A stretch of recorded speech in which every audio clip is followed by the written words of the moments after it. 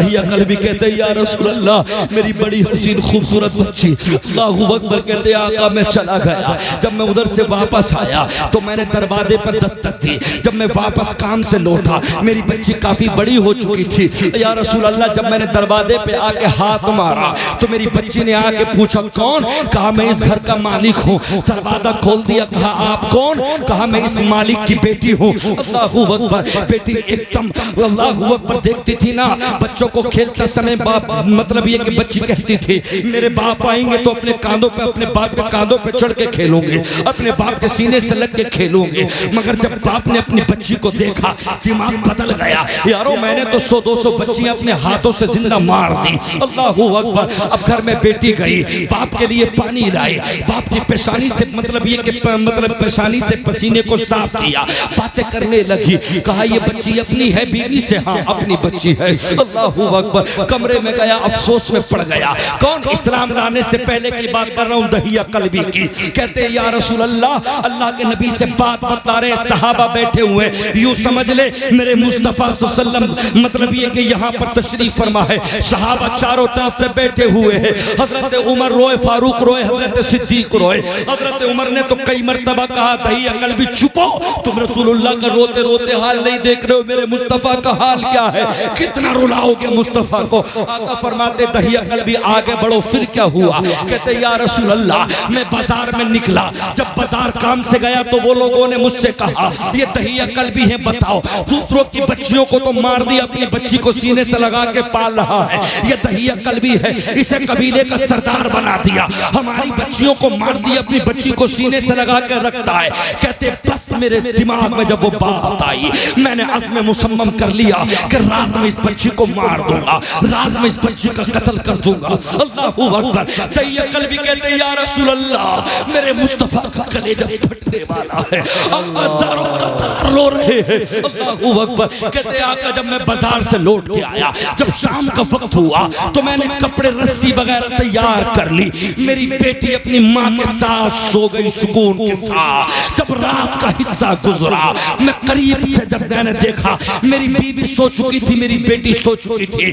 बस मेरे दिल में यह ख्याल था कि इसे उठाऊं और बाहर ले जाकर इसका कत्ल कर दो। या रसूल अल्लाह जब मेरी बेटी अपनी माँ की आगोश में सो रही थी मैंने चुपके से हाथ पकड़ा, उसको उठाया। जब वो उठी तो बोलने लगी तो कहते या रसूल अल्लाह जब मेरी बेटी बोली तो मैंने मुंह में कपड़ा ठूंस दिया। या रसूल अल्लाह मेरी बेटी बोल न सकी। मैंने दरवाजा खोला, जंगल के बाहर लेकर चला गया। पूरी रात चलता रहा, मेरे पैर में कांटा लगा। कहा अब्बा कहाँ जा रहे हो? कहा बेटी दावत में। मेरे बाप रात की कौन सी दावत होती है? कौन सी दावत रात की होती है जो लेके जा रहे हो? अब्बा मुझे ऐसी दावत ना चाहिए जिससे तुम्हारे पैर में खून चल जाए।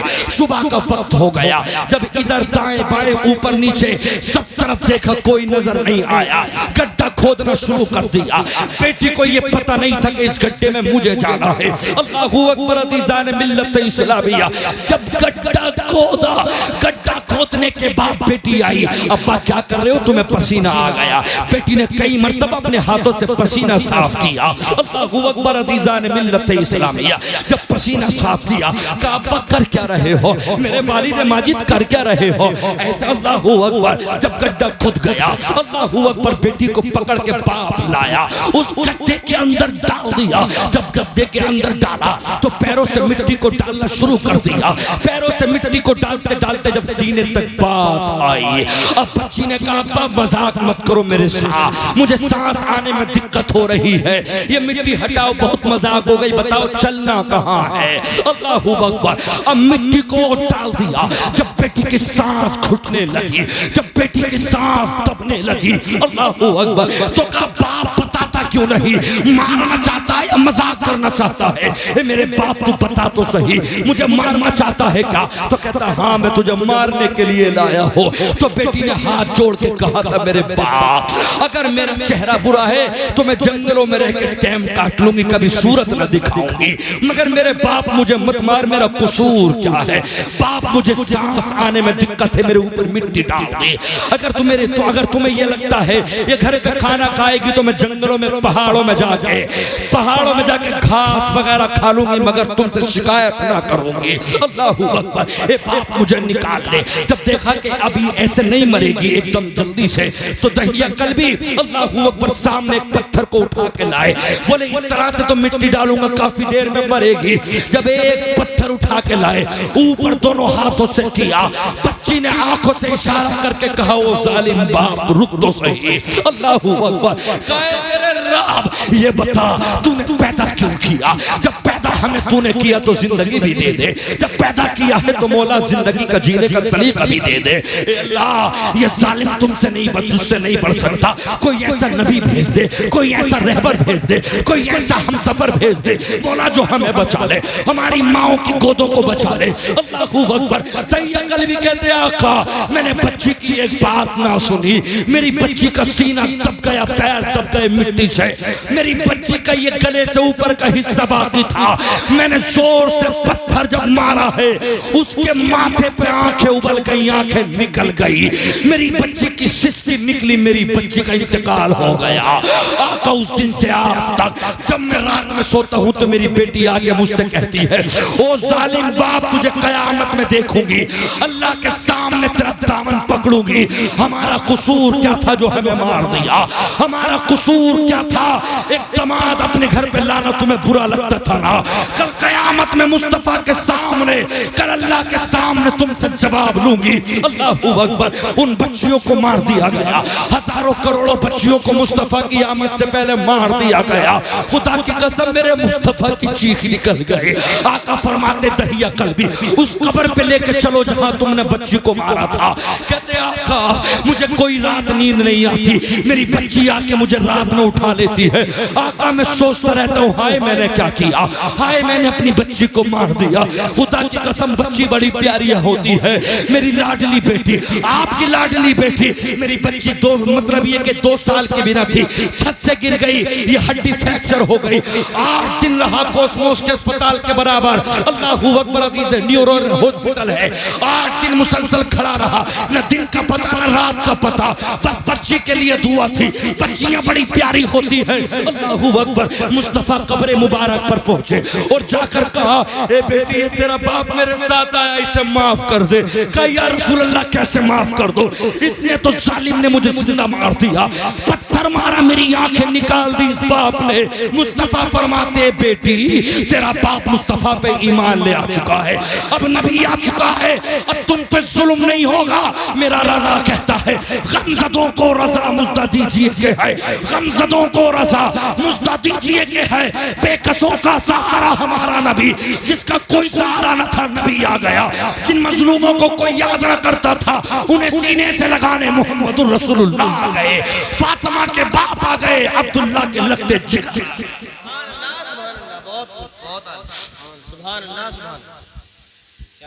आज वो लड़कियां कह रही हैं हमें पर्दे में रहने का हुक्म है। मैंने माना कि शहादत हुसैन, मैंने माना कि शहादत हुसैन करना था और मेरे हुसैन का जिक्र रोजाना हम प्रोग्राम कर रहे हैं। रात भी मैं पीलीभीत में था, मगर मेरे दोस्तों जो बेटियों ने आज मामले को गलत सलत किया है, यार कैसे ना कहूं, कैसे ना कहूं। कभी संभल की खबर आती है, कभी रामपुर की खबर आती है, कभी बरेली की खबर आती है, कभी कहीं की खबर आती है। पर्दों का हटने का अंजाम ये हुआ। एक राहुल के साथ में चली गई 31 मई, आज कितनी तारीख है? 6 तारीख है, 31 मई की तारीख, 31 मई की बात है। यही जो पिछला महीना गुजरा है जून का। अल्लाहू अकबर, अल्लाहू अकबर। एक चली गई राहुल के साथ में, पता ना मारी या मार दी गई। उसका बाप जनाजे को लेके बाकरगंज में आ गया, जहां मेरे ताजुशरिया के भाई मन्नानी मियां मदरसा चलाते हैं। अल्लाहू अकबर। उस जगह की बात है।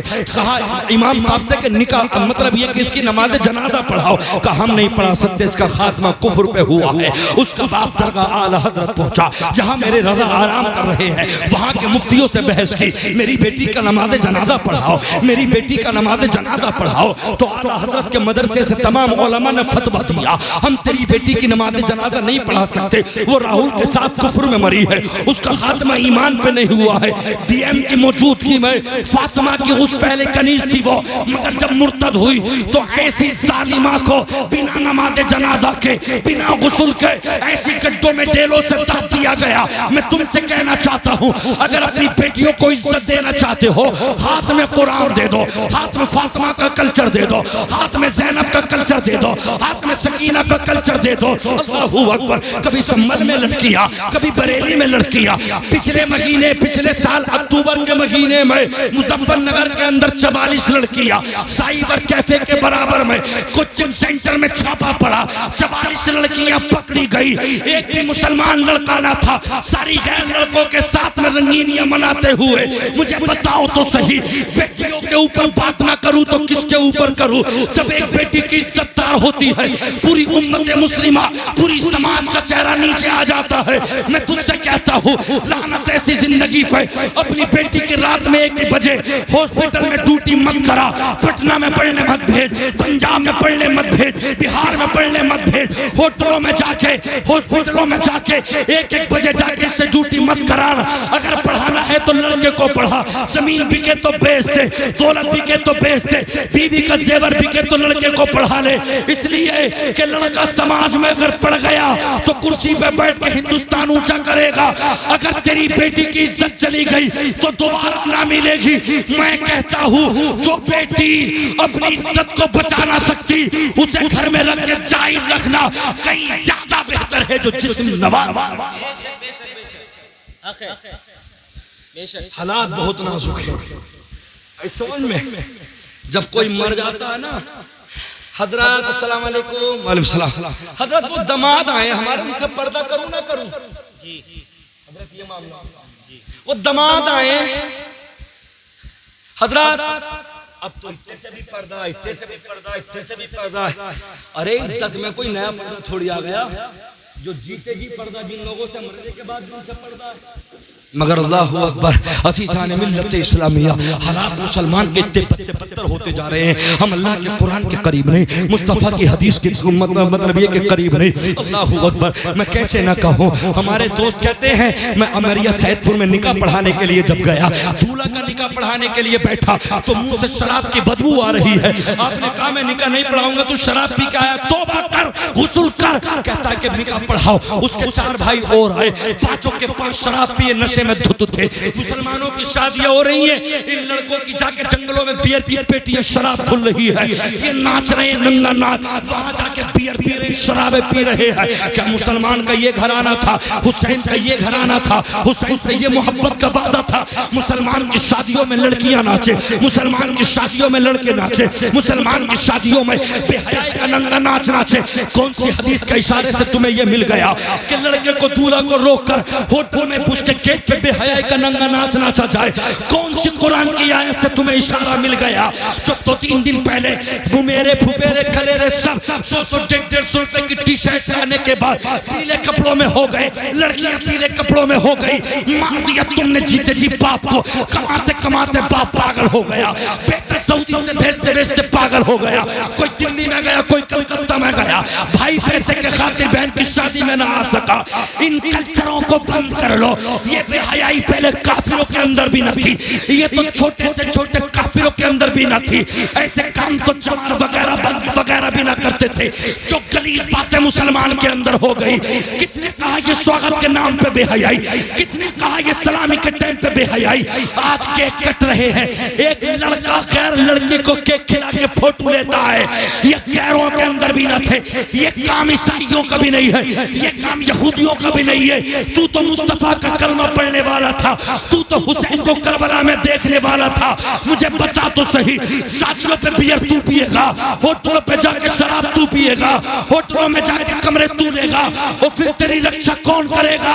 अभी वक्त है, वरना टाइम ऐसा आएगा घरों से निकाल के तुम्हें मारा जाएगा, हमें मारा जाएगा। अब भी अगर इज्जत चाहते हो, बेटियों के हाथों में कुरान दे दो, बेटों के हाथों में मुस्तफा की शरीयत दे दो। तकरीर सुन आ गए, नमाज का पता नहीं, हुसैन हुसैन हुसैन हुसैन। क्या है ये? हंसने की बात नहीं है, रोने की बात है। मेरे हुसैन ने पूरी दुनिया के जालिमों का डट के मुकाबला करके नमाज बचाई। आई समझ में? 10-10 हजार की गाड़ी ले गए अजमेर को, कलियर को, एक टाइम की नमाज न पड़ी। कहाँ गए थे? मदार पे गए थे, हाजिरी दे रहे, मुंह में गुटखा चपते जा रहा है, कानों में लीड चपते जा रहा है, सुनते जा रहे, नमाज एक टाइम की न पड़ी। राजी हो रहे हैं मेरे ख्वाजा, राजी हो रहे हैं साबिर पाक, राजी हो रहे हैं हजरत निजामुद्दीन। अरे तेरे लिए बद्दुआ कर रहे, तेरे लिए बद्दुआ क्यों? वो इसलिए कि उन्होंने जब भी देखो उनके तहारात, उनके तकवे सब बाद में थे, सबसे पहले रब की बारगाह में सजदे थे। सुन्नी वो है जो वक्त पे नमाज पढ़े। आज उनसे जो मस्जिदों में खाने बनाते हैं, उल्टे सीधे बेहयाई करते हैं, उनका हिम्मत और मुकाबला, उनका हिम्मत क्या थी जो हमसे कुछ कह सकते? मगर कुछ सुन्नियों ने ऐसा हमें बदनाम करा दिया, क्योंकि पढ़ा लिखा तो है नहीं, ये पढ़ा लिखा तो है नहीं, बस इसे तो गाल का जबर हो गया, जागा और माथम मारेगा मदार पे। और हमारी बहनों को देखो, पेशी आ रही हैं और मदारों पर गिर रही हैं और दुपट्टे हट रहे हैं, और मुझ पे सवारी आ गई, ख्वाजा की आ गई और निजामुद्दीन की आ गई। माज़अल्लाह, सदबार माज़अल्लाह, तुझ जैसी बेहया पे मेरे गोश्त की सवारी, तुझ जैसी बेहया पे मेरे साबिर की सवारी। बदनाम करती है तुमने अल्लाह के वलियों को। वलियों का मामला ये है कि वो बड़े पवित्र हैं, बड़े पाक हैं अल्लाह की तरफ से। मेरे दोस्तों, सीसाने मिल्लत इस्लामिया में तुमसे कहता हूँ यार, मुसलमान के लिए ये हुक्म है कि मुसलमान शरीयत मुस्तफ़ा का पाबंद हो जाए। लेकिन आज दलाली मुसलमान कर रहा है, सूद का कारोबार मुसलमान कर रहा है, चुगली मुसलमान कर रहा है। कितने मुसलमान ऐसे, पुलिस तो अपनी कचहरी, पुलिस तो अपने कोतवालियों में और थानों में बैठी है, रात का टाइम है या दिन का टाइम है, फोन करेगा दल्ला, बोले ऐसे ऐसे हो गया, पुलिस आएगी, कानो कानो खबर ना, वो तो वहां बैठी थी। अब गरीब आदमी पीछे पीछे गया, साफ साफ साफ छुड़वा दो, फोन कर दिया, 10 ले लेना, 5 मुझे दे देना, 5 तुम रख लेना। अब वो गरीब कह रहा है साहब तुम्हारा एहसान ना भूलूंगा। अरे इसे साफ मत के, इस दल्ले ने 5 तुझसे भी मान ली। हाँ, ये चल जाए मामला। अब वो गरीब आदमी क्या, अरे यार साहब मैं तुम्हारा एहसान ना भूलूंगा, अब किसी मौका आन दो, चाहे कुछ भी हो जाए, मैं तुम्हारा दामन पकड़ लूंगा। आई समझ में? मुसलमान सूद का काम कर रहा, मुसलमान ब्याज का काम कर रहा, मुसलमान अपनी बच्चियों, ये बात बताओ, हम रातों दिन प्रोग्राम कर रहे हैं, रात भी पीलीभीत में थे, अल्लाह का फजल है, बड़ा अच्छा नजराना मिला। यहाँ पर है, कल को और जगह होंगे, परसों को मुरादाबाद में, हर रोज प्रोग्राम कर रहे हैं। फिर भी हमसे 1.5 लाख का 1.25 लाख का मोबाइल नहीं चलाया जा रहा, फिर भी हमसे नहीं लिया। अल्लाह का करम है, खूब कमा रहे। तेरी बच्ची 3500 4000 रुपए महीने में, मतलब ये कि ये 5000 सफाई करने के लिए जाती है, ड्यूटी देने के लिए जाती है। 1.5 लाख का मोबाइल, क्या मतलब? बाप ने कभी मालूम न किया कि तेरी तनख्वाह इतनी कम है, 1.5 लाख का मोबाइल क्यों चला रही है? बताओ। हम रातों दिन तकरीर कर रहे हैं, कमा रहे हैं, हमसे 1 लाख में हमारी चीख निकल रही है। तेरी बेटी 10,000 रुपए महीना कमा के 1.5 लाख का मोबाइल, 10-10 हजार की घड़ियां, 15-15 हजार के सूट, कहां से है ये? इसका मतलब ये है कि माँ ने निगाहें नीची कर ली, बाप ने निगाहें नीची कर ली, बाप बेहया हो गया। मुझे अल्फाज सख्त ना कहने चाहिए, ऐसे बाप तयूस हो गए, ऐसे बाप भाड़ खा रहे, ऐसे बाप जालिम है, ऐसी माँ जालिम है जो बच्ची से ये ना पूछ सके तेरी तनख्वाह तो 10,000 है, उसमें हमें भी देती है। 1.5 लाख का आईफोन कहां से आया? ये अल्ट्रा कहां से आया? ये सैंडल कहां से आए? ये हीरे की अंगूठी कहां से आई? ये सोने की अंगूठियां कहां से आई? अगर जिस बच्ची की तनख्वाह इतनी ना हो, वो बच्ची ऐश की जिंदगी गुजार रही है, तो माँ पागल है, बाप हरामी है, बाप तयूस है, अपनी बेटी के जिस्म से खुद खिलवा रहा है। पता चल गया कुछ बाप ऐसे है जो जिस्म लुटने के वक्त में अपनी निगाहें नीची कर ऐसा ही है। समझ में? बिल्कुल है। अपने अपने बच्चों को संभालो, अपनी अपनी बच्चियों को संभालो। याद रख लेना, शादी का वक्त आता है, हमने बड़े बड़े लोगों को रोते हुए देखा। मेरे हुसैन का जिक्र है, ये नाना मुस्तफा की बातें चल रही है हुसैन के। कुरान यही नहीं कहता कि नमाज पढ़ो, रोजा रखो, कुरान ये भी कहता है अपनी जबानी बचा के रखो। कुरान ये भी कहता है कि भाई के साथ में अच्छा करो। कुरान ये भी कहता है कि बहन के साथ रिश्ता कैसा रखना है, फुप्पो के साथ, नानी के साथ, खालू के साथ, गांव के पड़ोसियों के साथ, जमीन कैसे करनी है, उसको कैसे निकालना, ज़कात कैसे निकालनी, सारी चीजों के बारे में कुरान हमारी रुश्तो ही समझ में। हाँ, आई समझ में। कुरान कहता अल-यौम नख्तिमु अला अफ़वाहिहिम व तुकल्लिमुना अयदीहिम व तशहदु अर्जुलुहुम बिमा कानू यक्सिबून। ये 23वां पारा है, 3रा रुकू है, सूरह यासीन है। अल्लाह ने कुरान में फरमाया, याद रख लेना वो वक्त, अल-यौम नख्तिमु अला अफ़वाहिहिम, जिस दिन तुम्हारी ज़बानें, तुम्हारे होठ सी दिए जाएंगे, धागे से सी दिए जाएंगे। फिर क्या गूंगे हो जाएंगे? नहीं। अल-यौमा नख्तिमु अला अफ़वाहिहिम व तुकल्लिमुना अयदीहिम, तो हमारी उंगलियां कलाम, ये हमारी उंगलियां बोलेंगी, ये उंगलियां। व तशहदु अर्जुलुहुम बिमा कानू यामलून यक्सिबून, और ये हमारे पैर, ये हमारे हाथ, ये उंगलियों के पूर्व गवाही देंगे। यौम तशहदु अलैहिम अलसिनतुहुम व अयदीहिम व अर्जुलुहुम बिमा कानू यामलून। अल्लाह फरमाता जिस दिन तुम पर गवाही देंगी तुम्हारी ज़बानें, तुम्हारे हाथ, तुम्हारे पैर जो तुम करते थे, अल्लाह तुम्हें उस दिन सच्ची सजा देगा। अल्लाहू अकबर। अज़ीज़ान मिल्लत इस्लामिया, बात याद रखने की है, खुदा की कसम, अगर तुमने जवानी से पहले अपने जिस्म के कतरों को बर्बाद किया, या शादी से पहले किसी बहन की तहारत को तुमने जाके तोड़ दिया, माँ अल्लाहू अकबर 9 महीने के बाद जब बेटी बच्चे को पैदा करती है, माँ का पेट बढ़ जाता 9 महीने के बाद, अब्बा कहते बेटी घर आ जा, अम्मा कहती है बेटी घर आ जा, बेटी कहती है नहीं 9 महीने हो गए, पैदाइश का वक्त करीब है, भैया से शर्म लगेगी, बाप से शर्म लगेगी, अब मैं नहीं आ रही, जबकि अब शादी बाप ने की है, शादी भाइयों ने की है। मगर याद रख लेना, कुरान कहता है ये जो तुम्हारी 5 उंगलियां हैं, ये जो तुम्हारे पोरुए हैं, जिन्होंने हराम के कतरों को, जिन्होंने अपने किसी के हक को अपने कतरों के जरिए को अपने हाथों से गंदी मोबाइलों की वीडियो से खत्म किया होगा, अल्लाह एक एक पोरुए को माँ के पेट के बराबर कर देगा। जिस तरह से माँ का पेट 9 महीने में बाहर आ जाता है बच्चा पैदा करने के लिए, इसी तरीके से कयामत में ये पोरुए अल्लाह माँ के पेटों की तरह कर देगा। लोग अपने अपने हाथों को दुखाएंगे मगर अल्लाह की पकड़ से दुख न सकोगे। लोग कहेंगे मौला ये कौन सी जमात है, ये कौन से लोग हैं जिनकी उंगलियां माँ के पेटों की तरह है। अल्लाह कहेगा तुमने गलत काम किए, एक बच्चा पैदा कराऊंगा।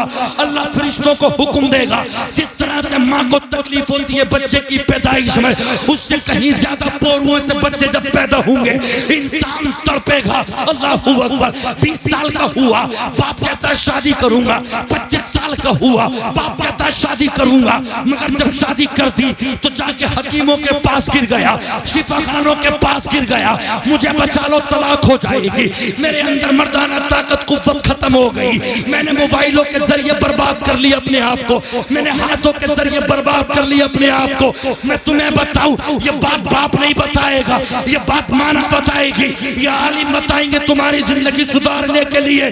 दुनिया में दौलत रहे न रहे, दुनिया में गरीब अगरचे हो जाना, मगर अपनी मर्दाना ताकत को बचा के रख लेना, अल्लाह ताला के नजदीक भी बेहतर रहेगा मोहम्मद के नजदीक। आई समझ में? वो नंगे नाक है, आई समझ में? आसिफ कमाली साहब फरमाते, आसिफ सैफी साहब बहुत बड़े हिंदुस्तान के नाज़िम हैं, वो कहते हैं हम गुजरात गए प्रोग्राम में, स्कॉर्पियो हमने कर लिया एयरपोर्ट से, हमने कहा यार हमें रिटर्न कर देना, हमें फ्लाइट पकड़नी है। कहा हुजूर रिटर्न नहीं करूंगा आपको, कहा डबल पैसे ले लेना। कहा हुजूर नहीं, क्या काम है भाई तुझे ऐसा, रिटर्न पैसे में भी हम भर्ती दे रहे फिर भी नहीं ले रहा।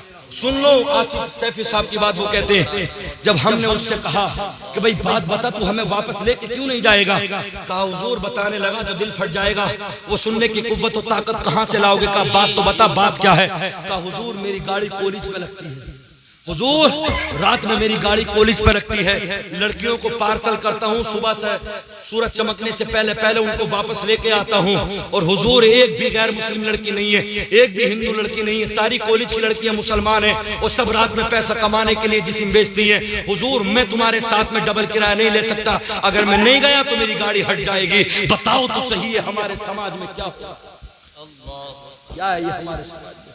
ये खुदा की कसम आंखों में आंसू निकलते हैं, आंसू निकलते। जिस होटल में जाके देखो, अल्लाहू अकबर, हमारी बेटियां इसलिए थी, हमारी बहनें इसलिए थी, लेकिन बाप भी शर्मा गया। शादी हो रही है कोई बात ना, महल्ले की लड़की उसकी खलेरी नहीं बनाया, उसकी फुफेर कोई बात ना, एक दिन की तो बात है, एक दिन की बात सारी जिंदगी रुलाएगी।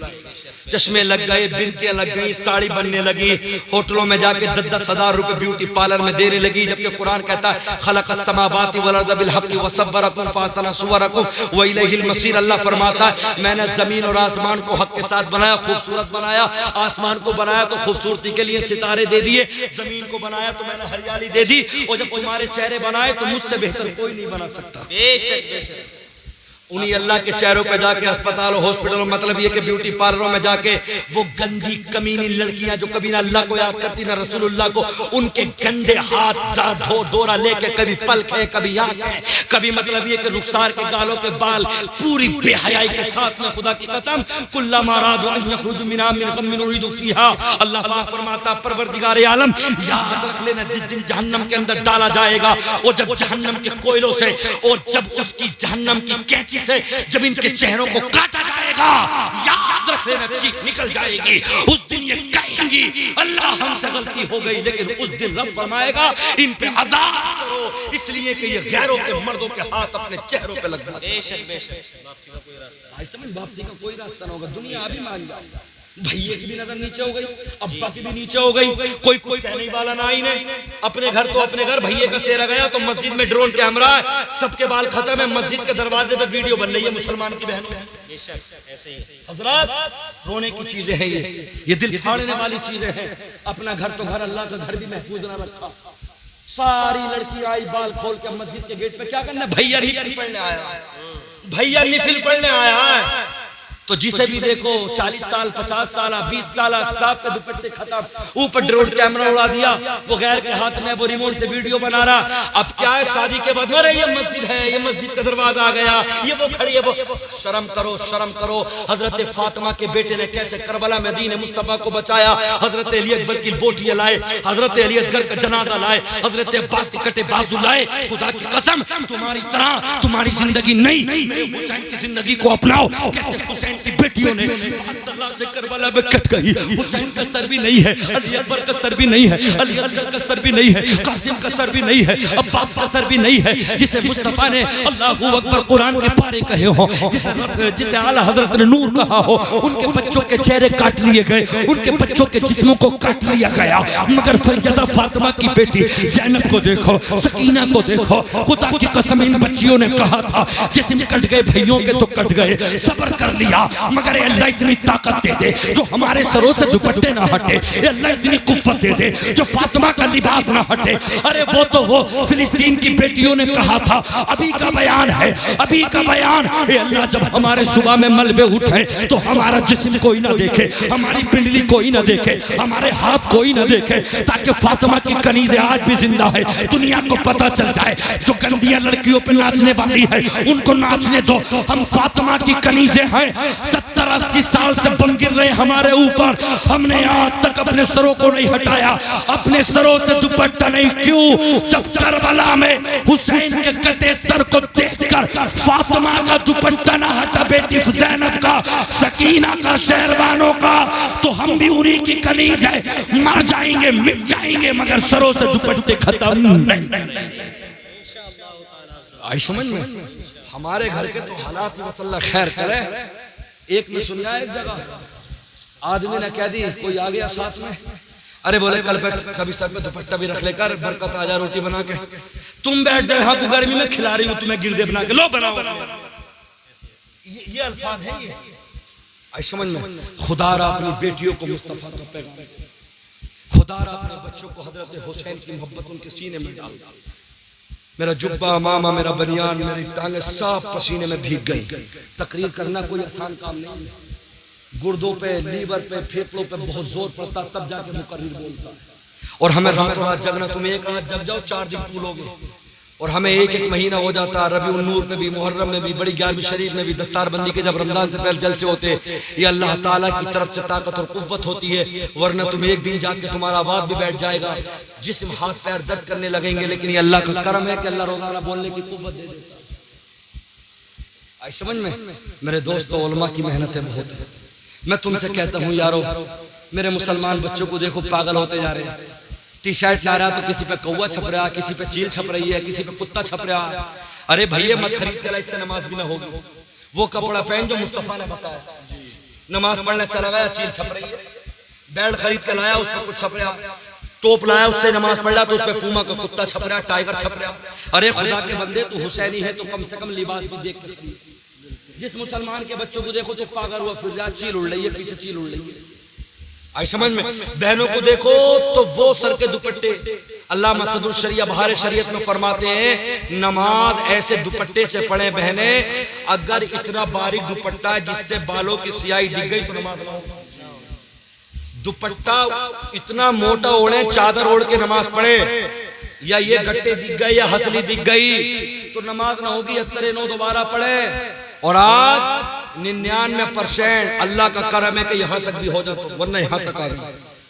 ये और कट जगने तो यहाँ तक भी जो बड़े अमीर लोग हैं ना मुसलमानों में, जिनके घर में अल्लाह रसूल का जिक्र नहीं होता, उनके यहाँ तक आ गए। और जो हमारे देहात में मुसलमान है, अल्लाह का करम है कभी यहाँ तक है मामला।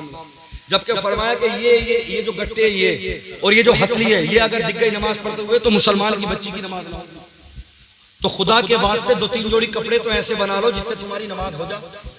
चलो सब कपड़े तो तुम नहीं बनाओगे, नहीं मानोगे, लेकिन 2-3 जोड़ी कपड़े तो खुदा के वास्ते सैयदा फातिमा का तुम्हें सदका ऐसे कपड़े बना लो कि जिससे तुम्हारी नमाज हो जाए। हाँ, शबे कदर, शबे बरात, शबे मेराज या यौम आशूरा छतों पे खड़ी हो गई। यार तेरे कितने निफिल हो गए बताइए रे, तेरे कितने निफिल हो गए, तूने कितनी पढ़ ली? अरे खुदा की बंदी अल्लाह की इबादत कर रही है, छतों पे से डकारे कर रही है। औरत का मामला है, घर में एक तरफ मुसल्ला बिछा ले, वहीं पे बैठ के अल्लाह की इबादत करे। औरत का मतलब छत पे निफिल पढ़ने का नहीं है, औरत का मतलब छत पे जाने का नहीं है। औरत का मतलब ये है कि हर एक माँ, हर एक बहन अपनी जगह, एक जगह मुसल्लत कर ले, वहां पे खुशबू भी दे, उस जगह पैर न जाए, न जानवरों के न हमारे, एक कोने में नमाज की जगह बना ले साफ, वहां नमाज पढ़े। ना कि ये आज गर्मी है इस कोने पे, कल उस कोने पे, कल उस कोने पे, पब्लिक छतों पे बैठ रही है, देख रही है फुला की बहू नमाज पढ़ रही है, फुला की बेटी नमाज पढ़ रही है। ये कोई नमाज नहीं है, नमाज वो है जो सैयदा फातिमा ने पढ़कर दिखाई। पूरी रात भी हो गई तो अल्लाह से यही दुआ करते रही, मौला और लंबी रात कर दे ताकि नबी की बेटी दिल खोल के सजदा करे। अरे बातें अच्छी लगी हाँ, तो सिर्फ शहादत सुना के मैं चला जाऊं और ये बातें न बताऊं। मैं कहता हूं कि इस जमाने में इसका जरूरी शहादत तो आप सुन ही रहे हैं, और मैं उन लोगों से लड़ना नहीं चाहता, उन लोगों से लड़ना नहीं चाहता जो ढोल बजाते हैं। क्यों कि जो गलत रास्ते पे होता है ना, वो आलिमों को गालियां भी दे देता है, वो मार भी देता है, वो ये कहता है कि लाओ बुला के लाओ कौन सा मुल्ला। हाँ, मैंने खुद देखा है जिन लोगों को ढोल बजाने का शौक होता है, मुहर्रम मनाने का, उन्हें समझाओ ना तो डायरेक्ट गालियां देते हैं। वो लोग गालियां देते हैं, उलमा की बदतमीजियां करते हैं। तो मैं कहना चाहता हूं जो कर रहे हैं अल्लाह उन्हें हिदायत दे, लेकिन आप मत जाना यार। अगर तुम्हारा बाप मरा हो तो तुम 10वें में ढोल बजा सकते हो, तुम्हारा भैया मरा हो तो क्या तुम 3 में ढोल बजा सकते हो, तुम्हारा बाप मरा हो तो क्या तुम लंकाड़े बजा सकते हो घर पे? यारो, मेरे हुसैन की शहादत पे ये लोग तमाशे करते हैं, ढोल बजाते हैं, कपड़ा बांध लेते हैं, उसके बाद में तमाशा करते हैं। अल्लाह से दुआ करो कि अल्लाह उन्हें हिदायत दे दे, अल्लाह उन्हें हिदायत दे दे। मेरे दोस्तों, तुम में से कभी कोई लंकाड़े बजाने मत जाना। दुनिया कुछ कहेगी, मैं ये कहता हूं कि ये मातम करना यजीदियों का, कुत्तों का तरीका है, ये हमारा तरीका है। आई समझ में? बस अल्लाह से मैं दुआ करता हूं कि अल्लाह अपने नबी के सदके से हमें इज्जत दे, ईमान दे। मुसलमान हर तरफ अपने अमाल से, वरना तो मुसलमान वो भी थे कि कम थे जिनकी हम तारीखें पढ़ रहे हैं। खुदा की कसम कैसरो किसरा ने उनके कदम चूमे, कम थे जिधर को निकल गए। आई समझ में? तो मुल्क फतह कर लिए, लेकिन हमें शराबे छोड़ ली होंगी, जुआ अब मतलब बस हो गया, शराबे छोड़ ली होंगी, जुआ छोड़ना होगा, सूद ब्याज का काम खत्म करना होगा। हाँ बिल्कुल, वो मुसलमान ही नहीं जो सूद पे पैसे उठाता, उसकी नमाज़े जनाजा ही नहीं, उसे अपने कब्रिस्तान में दफन होने की इजाजत ही नहीं जो मुसलमान सूद पे एलानिया पैसे उठाता हो। मेरे दोस्तों, हमारी जिंदगी बड़ी अच्छी है। अल्लाह से दुआ है कि परवरदिगार आलम अपने नबी के